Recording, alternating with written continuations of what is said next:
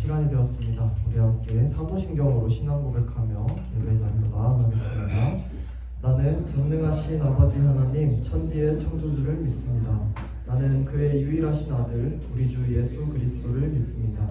그는 성령으로 잉태되어 동정녀 마리아에게서 나시고 본디오 빌라도에게 고난을 받아 십자가에 못 박혀 죽으시고 장사된 지 사흘 만에 죽은 자 가운데서 다시 살아나셨으며 하늘에 오르시어 전능하신 아버지 하나님 우편에 앉아 계시다가 거기로부터 살아있는 자와 죽은 자를 심판하러 오십니다. 나는 성령을 믿으며 거룩한 공교회와 성도의 교제와 죄를 용서받는 것과 몸의 부활과 영생을 믿습니다. 아멘. 우리 함께 찬양하심으로 예배를 시작하겠습니다.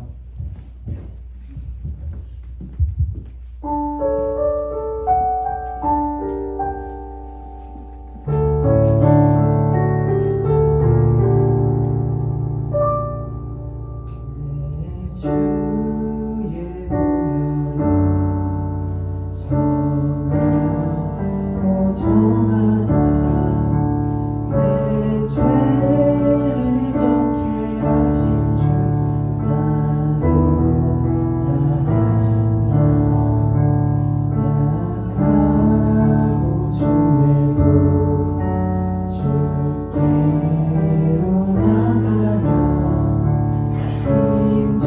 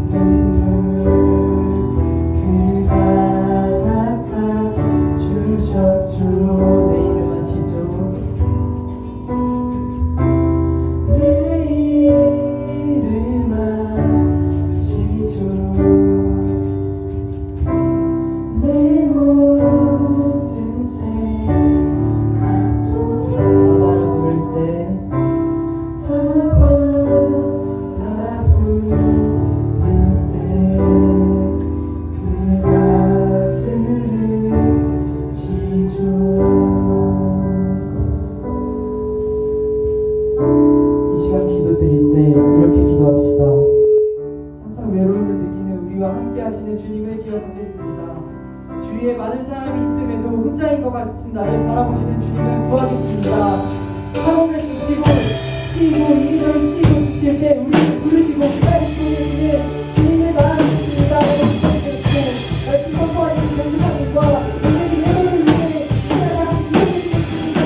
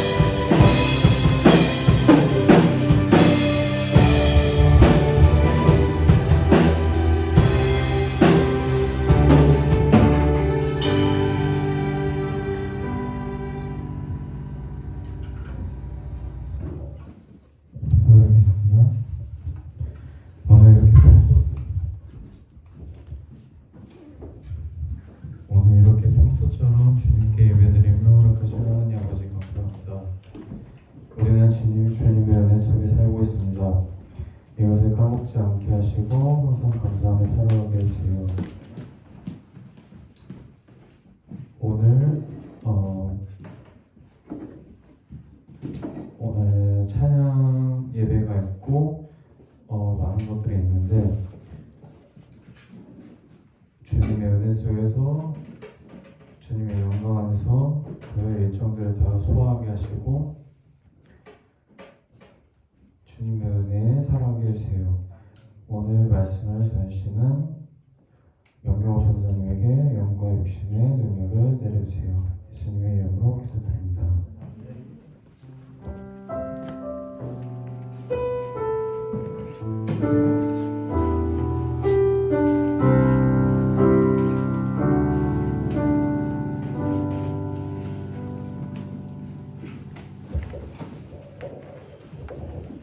오늘 읽으실 말씀은 야고보서 4장 13절에서 17절 말씀입니다.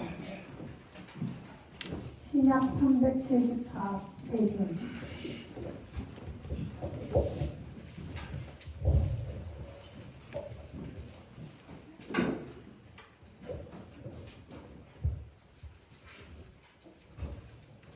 다 찾으신 줄로 알고 한 절씩 교독하도록 하겠습니다. 들으라 너희 중에 말하기를 오늘이나 내일이나 우리가 어떤 도시에 가서 거기서 1년을 머물며 장사하여 이익을 보리라 하는 자들아.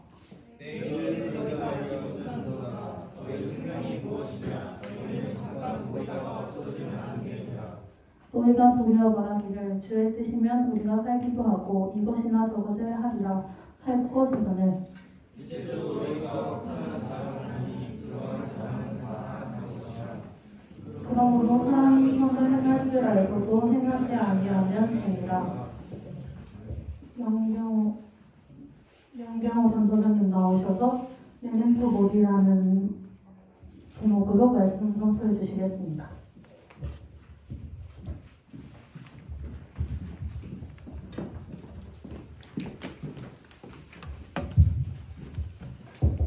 네, 반갑습니다, 여러분. 이번 한 주는 또 어떻게 보내셨나요? 잘 보내셨나요? 오늘 좀 사람이 많은 것 같은데 뭔가. 네. 그 마이크 조금만 내려주시고 우리 함께 앞뒤 양옆으로 친구들이랑 인사해 봅시다. 이렇게 너랑 같이 예배드릴 수 있어서 감사해. 이렇게 한번 인사해 봅시다.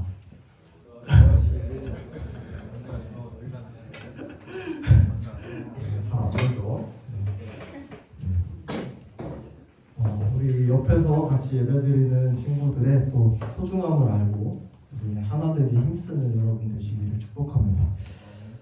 이번 주와 다음 주 설교는 잠깐 큐티 본문에서 벗어나서 우리가 우리의 삶을, 인생을 어떻게 바라봐야 하는지 다뤄보고자 합니다.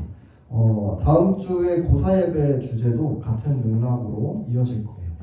근데 내용이 조금 철학적이고 조금 어려울 수도 있습니다. 그래도 우리들에게 꼭 필요한 메시지니까 여러분들이 한번 집중해서 잘 들어보시기 바랍니다. 2001년 9월 11월 화요일 미국 뉴욕 맨해튼에서 좀 전 세계를 충격에 빠뜨린 사건이 일어났습니다. 바로 9.11 테러 사건입니다. 이슬람의 군본주의 세력이었던 오사마 빈 라덴이 또 그가 수장을 맡았던 알카에다라는 조직이 테러 집단이 4대의 항공기를 납치해서 건물에다가 충돌시켜서 자살한 끔찍한 사건이 일어났습니다. 이 사건으로 3,000명 이상이 그 자리에서 사망을 했고 최소 6,000명에서 최대 25,000명의 사람이 부상을 입었습니다. 말도 안 되는 참사가 22년 전에 미국에서 일어났습니다. 당시에 납치됐던 비행기에 탑승하고 있던 승객들과 또 불타고 있던 건물에서, 무너지고 있는 건물에서 구조를 기다리던 수많은 사람들은 자신이 곧 죽을 거라는 사실을 직감을 했습니다. 머지않아 몇 분 뒤에 죽을 거라는 사실이 확정된 것입니다. 그렇게 죽음을 앞둔 사람들은 가족들에게, 친구들에게, 연인에게 문자를 남기기 시작했습니다. 어떤 내용의 문자를 남겼을까요? 거의 모든 사람들이 가족들과 친구들에게 사랑해, 보고 싶어 라는 문자를 남겼습니다. 죽음 앞에서 삶의 끝에 서서 함께했던 사람들의 소중함을 깨닫고 그 마음을 표현하는 것밖에는 그들이 할 수 있는 것이 달리 없었습니다. 아마 그 사람들도 평소에는 서로 싸우고 부부싸움도 하고 가족들끼리 싸우고 친구들끼리 미워하기도 하고 했겠죠. 평범한 가족들이 그랬듯이 아마 그들도 그랬을 것입니다. 또 그들 가운데는 창대한 꿈을 꾸고 공부도 열심히 하고 돈도 악착같이 모았던 사람들도 분명히 있었을 것입니다. 하지만 죽음을 인식하자 그 모든 것들을 제쳐주고 사랑과 소중함을 고백하고 그들을 그리워하면서 삶을 마감했습니다. 여러분, 오늘 우리들의 삶은요 너무 바쁩니다. 바쁘고 인생이 꽉 차 있습니다. 우리들의 계획과 우리들의 생각으로 인생이 꽉 차 있는 것을 우리가 보게 됩니다. 마치 영원히 살아갈 인생인 것처럼, 끝이 없는 존재인 것처럼 계획을 열심히 세우고 죽기 살기로 아동바동 살아갑니다.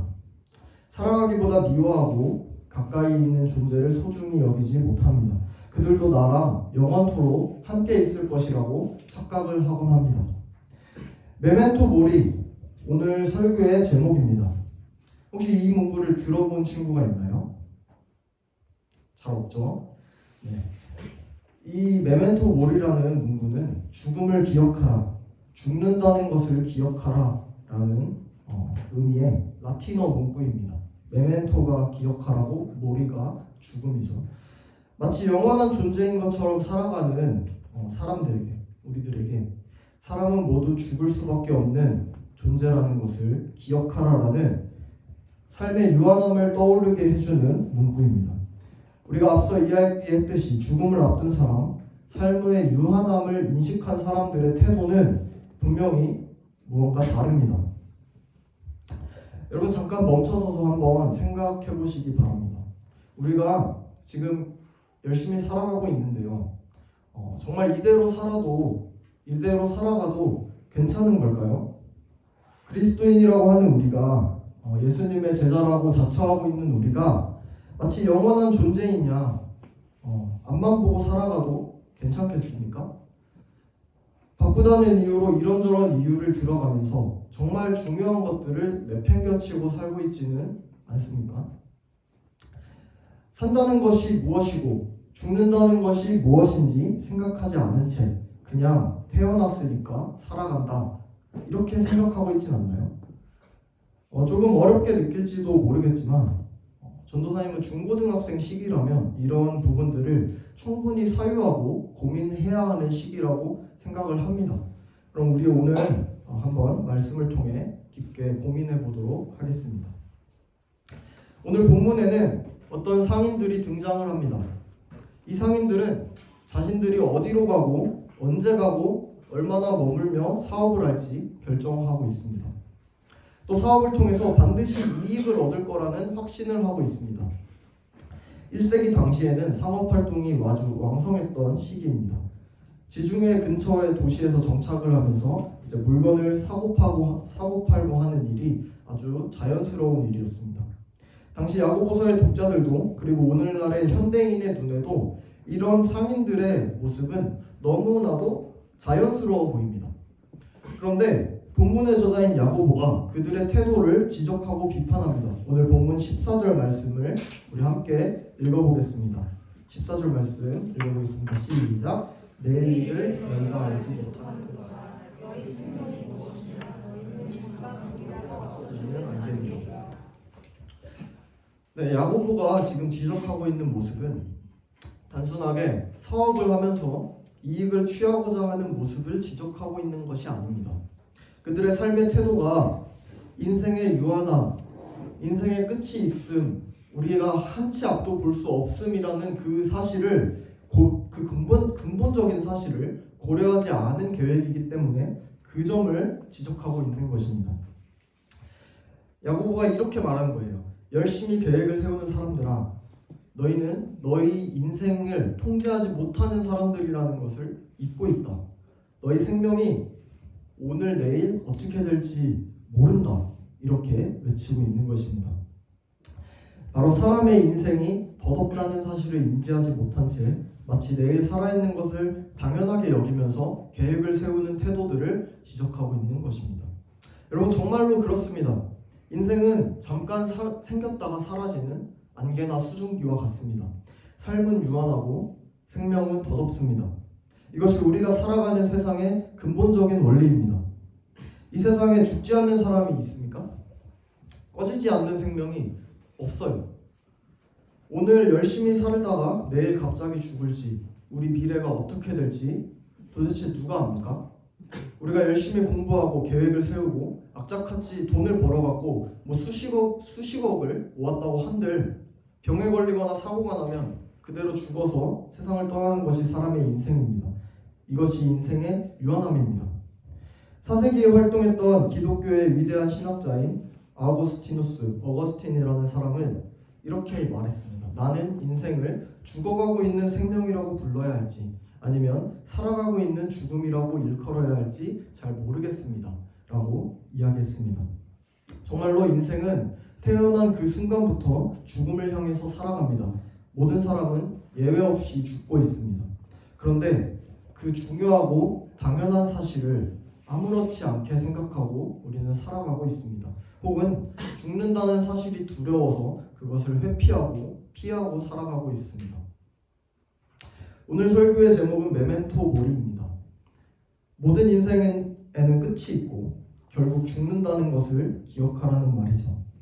마치 끝이 없는 것처럼 바쁘게 살아가는 사람들에게 경각심을 주며 죽음을 인지시키는 중요한 문구입니다. 그런데 아무리 열심히 살아도 결국 죽는 것이 인생이라면 삶을 사는 이유가 도대체 무엇일까요? 결국 죽는 우리는 어떤 것에서 삶의 이유를 찾을 수 있느냐는 말입니다.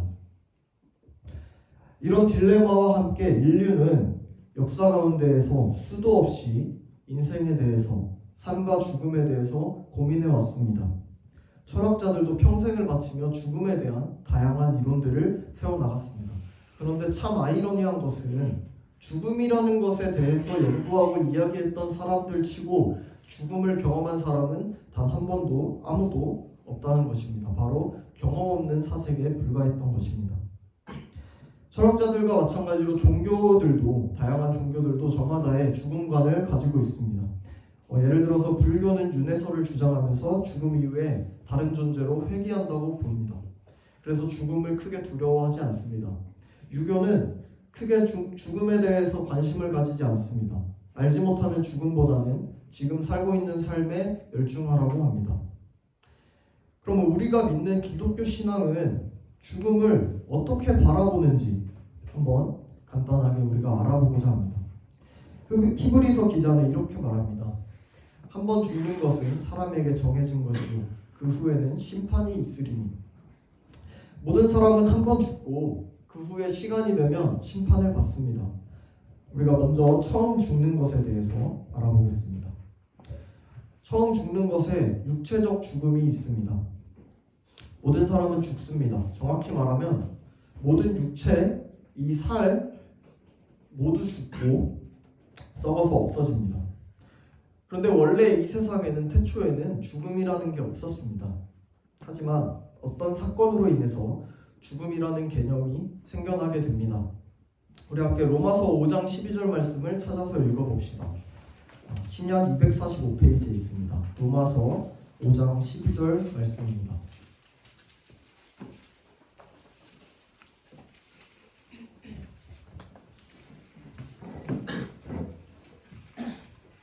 로마서 5장 12절 말씀입니다. 네, 다 찾으신 줄로 알고 함께 한 목소리로 읽어보겠습니다. 시작. 그러므로 한 사람으로 말미암아 죄가 세상에 들어오고 죄로 말미암아 사망이 들어왔나니 이와 같이 모든 사람이 죄를 지었으므로 사망이 모든 사람에게 이르렀느니라. 아멘.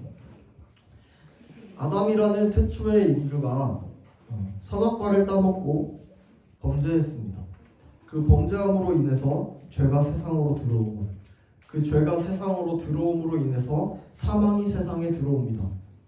아담은 모든 인류의 조상입니다. 그리고 모든 인류는 아담의 후손입니다. 죄의 결과는 사망입니다. 그렇기 때문에 아담으로부터 태어난 우리는 죄인이고 모두 죄인이고 죄의 결과는 사망이므로 모든 사람이 사망을 얻게 되었습니다. 모든 사람이 죽게 되었습니다. 여기서 사망이라고 하면 육체적으로는 우리가 흔히 얘기하는 죽음을 의미하기도 하지만 영적인 사망도 있습니다. 영적으로는 하나님과 단절된 그 자체를 영적인 사망이라고 이야기합니다. 영적으로 하나님과 단절된 사람은 이미 영적으로 죽어 있는 상태인 것입니다. 이미 죽은 사람인 것입니다. 영적으로 하나님과 연결되어 있는 사람은 영적으로 살아 있습니다. 그런데 죄의 결과로 인해서 영적으로 연결되어 있든 영적으로 단절되어 있든 상관없이 모든 사람은 한번 죽게 됩니다. 육체의 죽음을 예외 없이 겪게 됩니다. 두 번째로 육체의 죽음 후에 죽은 후에 중간 상태가 있습니다. 육체는 죽고 썩어 없어져서 흙으로 돌아갑니다. 이때 영혼은 우리의 영은 죽지 않습니다. 신자도 불신자도 하나님을 믿는 사람도 하나님을 믿지 않는 사람도 영혼은 죽지 않고 그대로 남아 있습니다. 그리고 심판의 때 예수님의 재림을 끝까지 기다립니다. 그 상태로. 이 상태에 대해서는 여러 가지 견해가 있습니다. 어떻게 되는지, 이때 영혼이 어디에 있는지에 견해가 있지만 우리가 성경을 통해서 이 부분에 대해서는 아주 정확히는 알 수가 없기 때문에 의견이 많이 갈립니다. 그 다음 세 번째, 예수님의 재림, 심판의 날이 옵니다.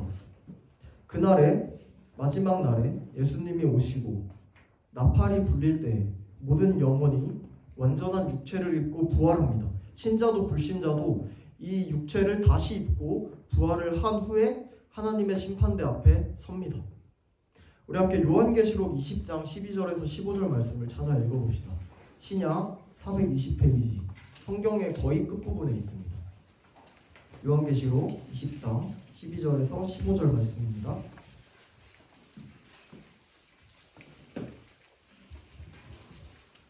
요한계시록 20장 12절에서 15절 말씀 신약 420페이지에 있습니다.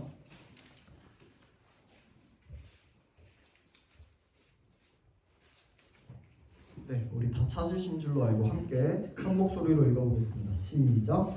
또 내가 보니 죽은 자들이 큰 자나 작은 자나 그 보좌 앞에 서 있는데 책들이 펴있고 또 다른 책이 펴졌으니 곧 생명책이라 죽은 자들이 자기 행위를 따라 책들에 기록된 대로 심판을 받으니 바다가 그 가운데에서 죽은 자들을 내주고 또 사망과 음부도 그 가운데에서 죽은 자들을 내주네. 각 사람이 자기의 행위대로 심판을 받고 사망과 음부도 불못에 던져지니 둘째 사망 곧 불못이라. 누구든지 생명책에 기록되지 못한 자는 불못에 던져지더라. 아멘. 우리가 아까 얘기했던 그 첫째 사망, 육체의 사망이 오기 전에, 그러니까 우리가 지금 살고 있는 인생을 살 때에 예수 그리스도를 믿지 않는 사람들은 영원한 죽음, 둘째 사망에 처합니다. 여기서 성경에 나타나는 둘째 사망이 영원한 죽음을 의미합니다. 이것은 영원한 고통을 받는, 죽고 싶어도 죽지 못하는 곳이며 하나님과 완전히 단절된 곳입니다. 여러분들이 알고 있는 최대의 고통, 제일 아픈 고통, 그 이상의 것들이 영원토록 지속되는 곳이 이 둘째 죽음의 상태입니다. 그 뒷장을 우리가 넘겨서 요한계시록 21장 1에서 4절 말씀을 함께 읽어보겠습니다. 요한계시록 21장 1에서 4절 말씀입니다. 함께 읽겠습니다. 시작. 또 내가 새 하늘과 새 땅을 보니 처음 하늘과 처음 땅이 없어졌고 바다도 다시 있지 않더라. 또 내가 보매 거룩한 성 새 예루살렘이 하나님께로부터 하늘에서 내려오니 그 준비한 것이 신부가 남편을 위하여 단장한 것 같더라. 내가 들으니 보좌에서 큰 음성이 나서 이르되 보라 하나님의 장막이 사람들과 함께 있으매 하나님이 그들과 함께 계시리니 그들은 하나님의 백성이 되고 하나님은 친히 그들과 함께 계셔서 모든 눈물을 그 눈에서 닦아주시니 다시는 사망이 없고 고통하는 것이나 곡하는 것이나 아픈 것이 있지 아니하리니 처음 것들이 다 지나갔음이로라. 아멘. 인생에서 우리가 사는 지금 삶 가운데서 예수 그리스도를 믿고 구원을 얻은 자들은 이 심판의 날 이후에 육체의 몸을 입고 영원한 즐거움 가운데에서 살아갑니다. 하나님과 영원토록 더불어 살며 아픔과 고통 그리고 슬픔이 없는 천국에서 영원한 생명을 누리며 살아갑니다. 그 아래에 바로 대조적으로 21장 8절 함께 한 목소리로 읽어보겠습니다. 8절입니다. 시작. 그러나 두려워하는 자들과 믿지 아니하는 자들과 흉악한 자들과 살인자들과 음행하는 자들과 점술가들과 우상숭배자들과 거짓말하는 모든 자들은 불과 유황으로 타는 못에 던져지리니 이것이 둘째 사망이니라. 예수님의 재림은 예수님이 다시 오시는 날은 곧 심판의 날을 의미하고 그때 모든 인류의 운명이 결정이 됩니다. 심판의 날, 영원한 생명인가 영원한 죽음인가는 오늘 우리 지금 살고 있는 인생에 의해서 결정이 됩니다. 즉 오늘 우리가 살아가는 하루하루가 앞으로의 영원한 운명과 연결되어 있는 것입니다. 이 사실을 잊지 않고 살아가는 것이 우리 인생에 있어서 신앙에 있어서 정말로 중요한 종말론적 신앙이라고 할 수가 있습니다. 인생의 끝을 생각하면 지금 현실을 다시 보게 됩니다. 새로운 관점으로 보게 됩니다. 하지만 마지막 날을 너무 생각하다 보면 인생이 지금 우리가 살고 있는 인생이 별로 크게 의미가 없어 보이기도 합니다. 도대체 육체적 죽음 앞에서 무엇이 가치 있는 것인지 고민하게 됩니다. 인생을 사는 것이 부질없고 허무하다고 생각할지도 모릅니다. 오늘 본문에 등장한 상인들처럼 계획을 세우고 살아가는 것도 별로 부질없다고 느끼게 됩니다. 전도서를 읽어보면 전도서의 기자인 솔로몬이 모든 삶의 낙을 누리고 인생의 모든 것이 헛되다고 이야기합니다. 그러면서 그 솔로몬이 결론 내린 것이 있습니다. 우리 함께 전도서 12장 1에서 8절 말씀 찾아서 읽어보겠습니다. 전도서 12장 1에서 8절 말씀 구약 959페이지에 있습니다.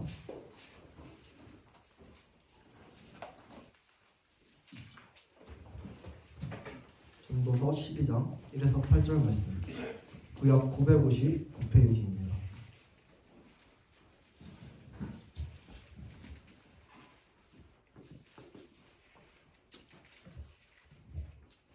전도서 12장 1에서 8절 말씀. 네, 우리 다 찾으신 줄 알고 함께 한 목소리로 읽어보겠습니다. 시작. 너는 청년의 때에 너의 창조주를 기억하라. 곧 곤고한 날이 이르기 전에 나는 아무 낙이 없다고 할 해들이 가깝기 전에 해와 빛과 달과 별들이 어둡기 전에 비 뒤에 구름이 다시 이루어지기 전에 그리하라. 그런 날에는 집을 지키는 자들이 떨 것이며 힘 있는 자들이 구부러질 것이며 맷돌질하는 자들이 적음으로 그칠 것이며 창들로 내다보는 자가 어두워질 것이며 길거리 문들이 닫힐 것이며 맷돌 소리가 적어질 것이며 새 소리로 말미암아 일어날 것이며 음악하는 여자들은 다 쇠하여질 것이며 또한 그런 자들은 높은 곳을 두려워할 것이며 길에서는 놀랄 것이며 살구나무가 꽃이 필 것이며 메뚜기도 짐이 될 것이며 정욕이 그치리니 이는 사람이 자기의 영원한 집으로 돌아가고 조문객들이 거리로 왕래하게 됨이니라. 은줄이 풀리고 금그릇이 깨지고 항아리가 샘 곁에서 깨지고 바퀴가 우물 위에서 깨지고 흙은 여전히 땅으로 돌아가고 영은 그것을 주신 하나님께로 돌아가기 전에 기억하라. 전도자가 이르되 헛되고 헛되도다. 모든 것이 헛되도다. 이 고백은 세상의 모든 것을 누리고 즐겼던, 그리고 세상에서 가장 지혜로운 사람이었던 솔로몬이 인생의 말년에 내린 인생에 대한 결론입니다. 우리에게 죽음이 이르기 전에 한시라도 더 젊을 때에, 청년의 때에 하나님을 기억하라는 것입니다. 인생의 유한함과 허무함을 생각하면서 영원하신 창조주 하나님을 기억하라는 것입니다. 그것이 인생의 가장 가치 있는 일이라는 것입니다. 하나님이 전제되지 않은 인생은 모두 헛된 것에 불과합니다. 오늘 본문에서는 야고보가 상인들의 이런 헛된 태도를 지적한 것이죠. 인생의 유한함과 영원하신 하나님이 전제되지 않은 삶의 계획을, 삶의 태도를 경계한 것입니다. 영원한 생명이신 예수 그리스도를 믿고 그리고 우리를 지으신 창조주 하나님을 기억하면서 살아간다면 그 삶의 모든 선택은 계획이든지 어떠든지 다 하나도 허무하지 않고 가치 있습니다. 다만 우선순위가 하나님을 기억하는 것이 먼저 되어야 한다는 것입니다. 그 우선순위의 차이로 인해서 인생의 끝이 결정이 됩니다. 우리는 이렇게 죽음이라는 유한함을 생각하면서 동시에 삶에 대해서 성찰하게 됩니다. 죽음은 삶에 긴밀하게 붙어있는 동반자와 같은 존재입니다. 우리는 죽음을 온전하게 인식할 때 삶이란 무엇인가, 그리고 어떻게 살아가야 할 것인가 끊임없이 고민하게 됩니다. 또한 우리 인생의 주권자가 우리 자신이 아닌 하나님이라는 사실을 기억하게 됩니다. 우리는 죽음을 생각할 때 더욱 성숙한 삶을 살아갈 수가 있습니다. 이것이 죽음이 우리에게 주는 유익입니다. 예수님께서는 영원한 죽음의 기로 앞에 놓인 우리들에게 영원한 생명을 주러 오신 분입니다. 모든 죄를 짊어지시고 죽음을 이기시고 부활하셨습니다. 그를 믿는 자에게 영원한 생명을 허락하는 은혜의 선물을 주셨습니다. 우리 함께 요한복음 11장 25에서 26절 말씀을 찾아 읽어보겠습니다. 신약성경 166페이지에 있습니다. 요한복음 11장 25에서 26절 말씀입니다. 요한복음 11장 25에서 26절 말씀, 신약성경 166페이지에 있습니다.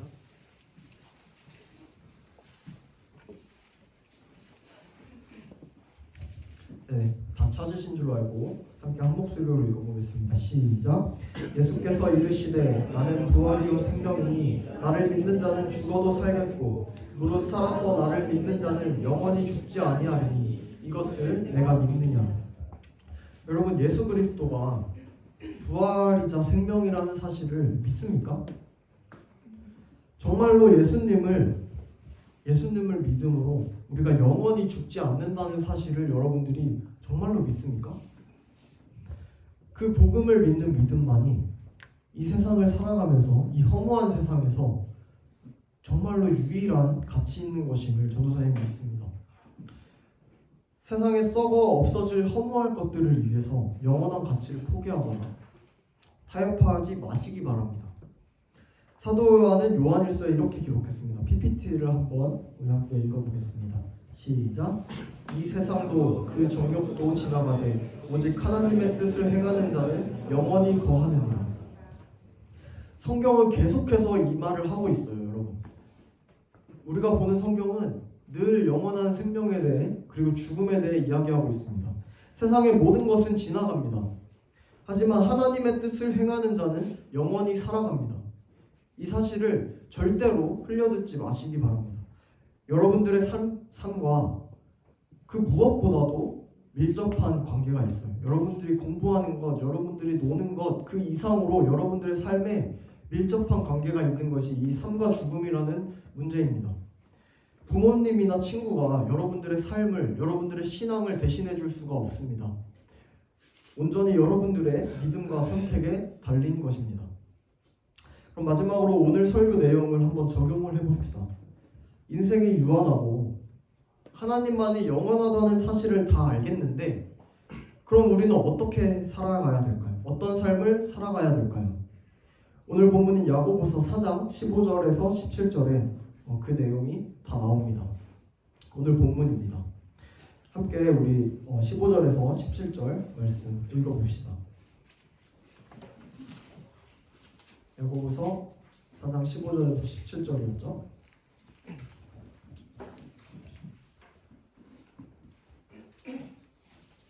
네, 함께 한 목소리로 읽어보겠습니다. 시작. 너희가 도리어 말하기를 주의 뜻이면 우리가 살기도 하고 이것이나 저것을 하리라 할 것이거늘 이제도 너희가 허탄한 자랑을 하니 그러한 자랑은 다 악한 것이다. 그러므로 사람이 선을 행할 줄 알고도 행하지 아니하면 죄니라. 아멘. 15절에서는 삶의 모든 계획과 소망을 하나님을 전제하고 세워야 한다고 말하고 있습니다.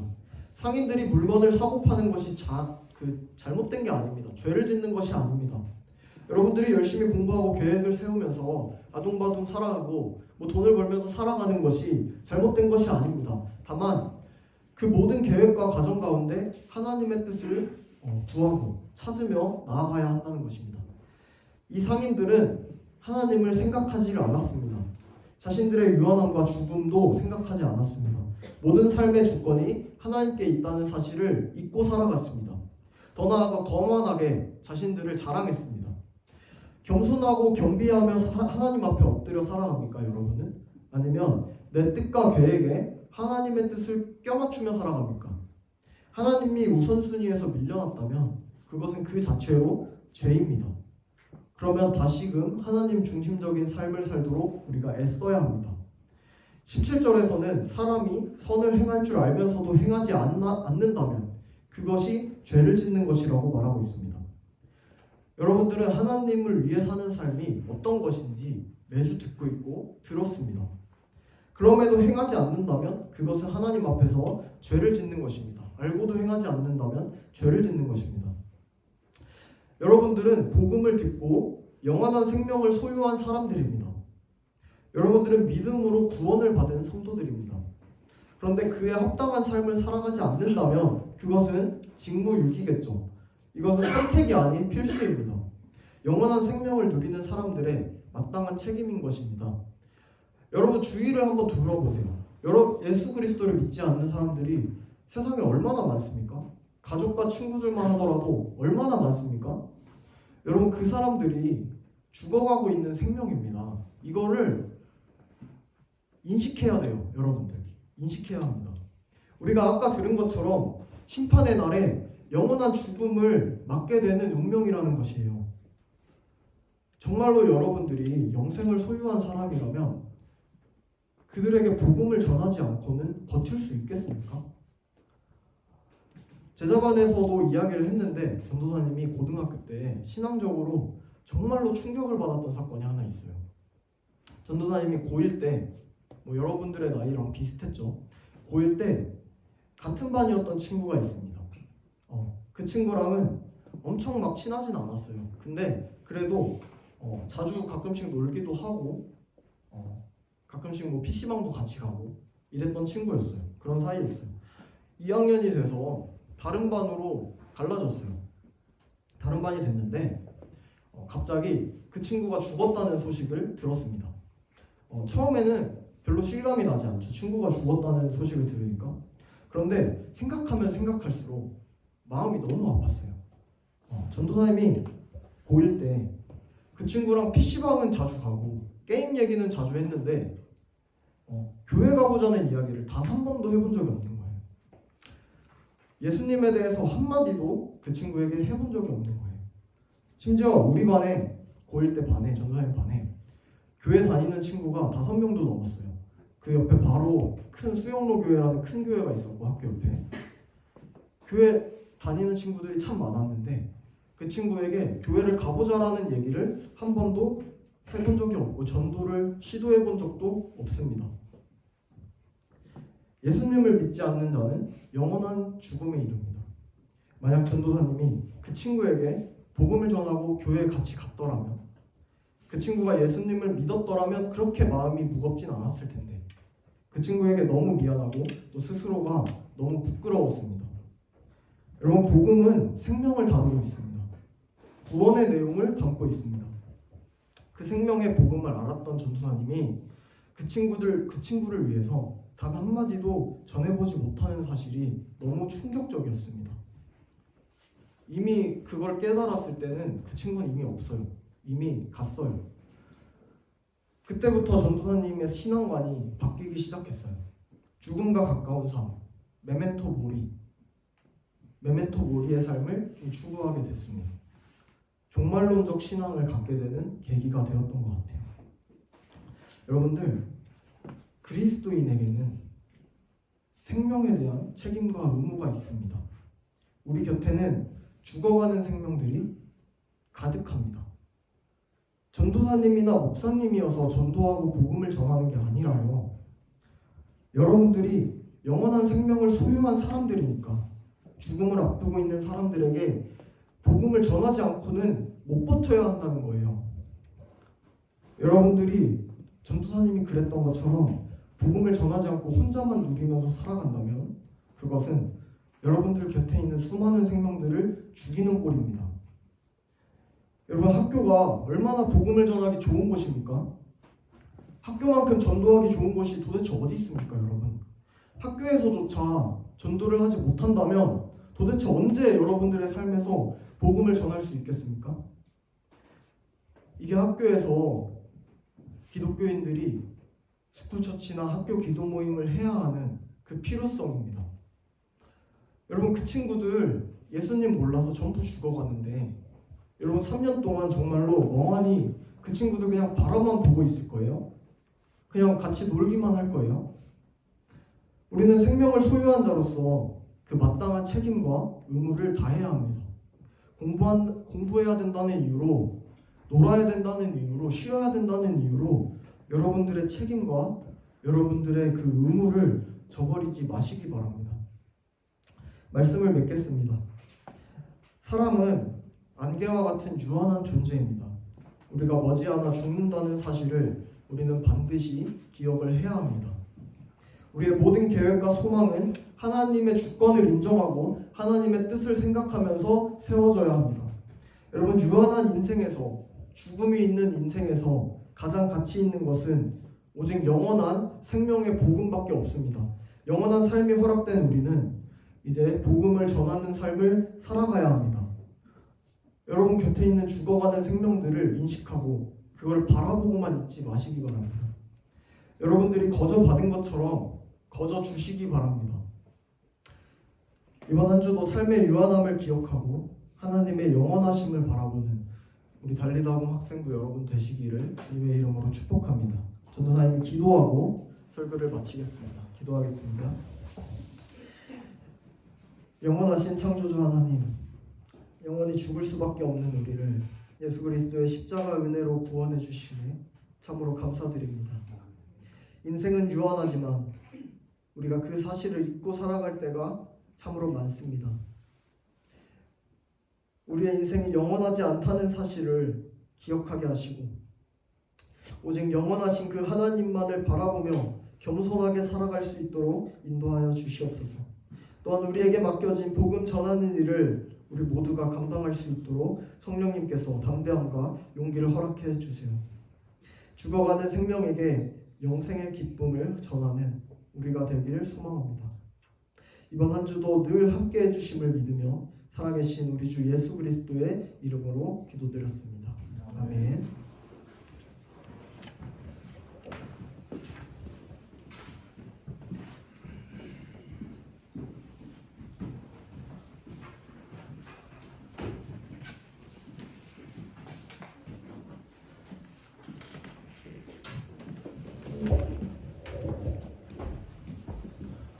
예수 사랑하심을 한번찬 담으면서 준비하신 예물을 드리겠습니다.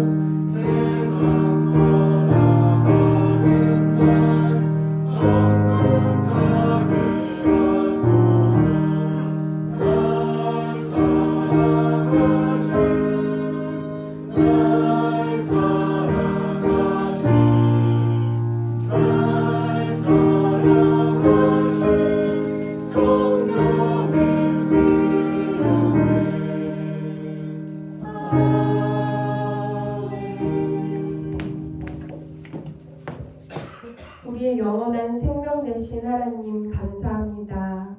오늘도 부활의 소망 되시고 천국의 소망 되신 그 예수 하나님께 예배드리며 나아온 우리 달리다고 아이들에게 복을 더하여 주옵소서. 그리고 또한 살아갈 때 각자의 자리에서 우리가 해야 할 일들, 또한 우리가 할 수 있는 일들, 그러한 것들을 하나님이 주시는 힘으로, 은혜로 행할 수 있는 우리가 되길 기도합니다. 이 시간에도 하나님 이렇게 예물을 들고 헌금을 들고 하나님께 나왔습니다. 하나님께 드리는 기쁨을 알게 하시고 또한 하나님이 우리에게 주시는 그러한 감사를 알게 하여 주옵소서. 예수님의 이름으로 기도합니다. 수기동하심으로 예배를 마치겠습니다. 하늘에 계신 우리 아버지, 아버지의 이름을 거룩하게 하시며 아버지 나라가 오게 하시며 아버지의 뜻이 하늘에서 같이 땅에서도 이루어지게 하소서. 우리에게 용서의 양식을 주시고 우리가 우리에게 잘못한 사람을 용서해 줄 것 같이 우리 죄를 용서해 주시고 우리의 시험에 빠지지 않게 하시고 하늘에서 구하소서. 나라와 근육과 영광이 영원히 아버지의 것입니다. 아멘.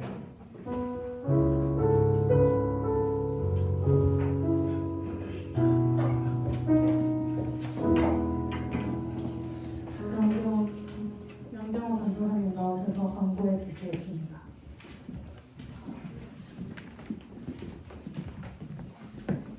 네, 여러분 광고 드리겠습니다.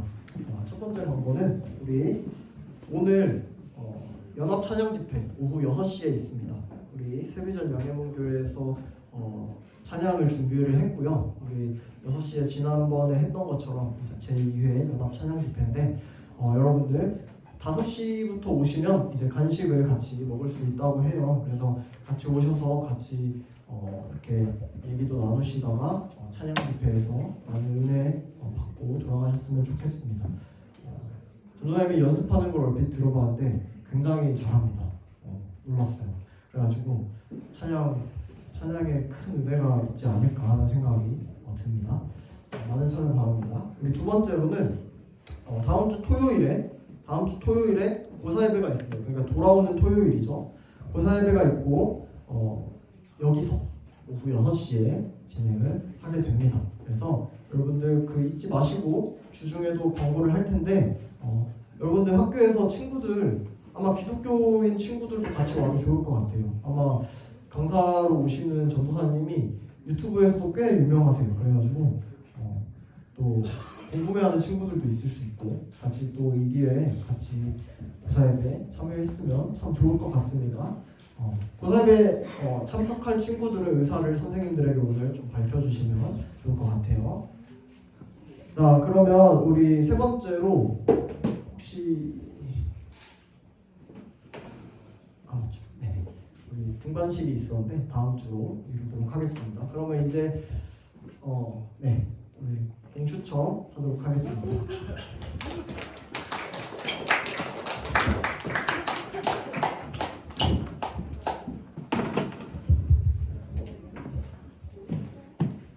이제 너무 약간 다들 재미가 없어 보이는데 아니죠? 아무튼 오늘은 어떤 곡을 먼저 뽑아볼지 말해줄 사람. 중앙곡 뽑아볼게요.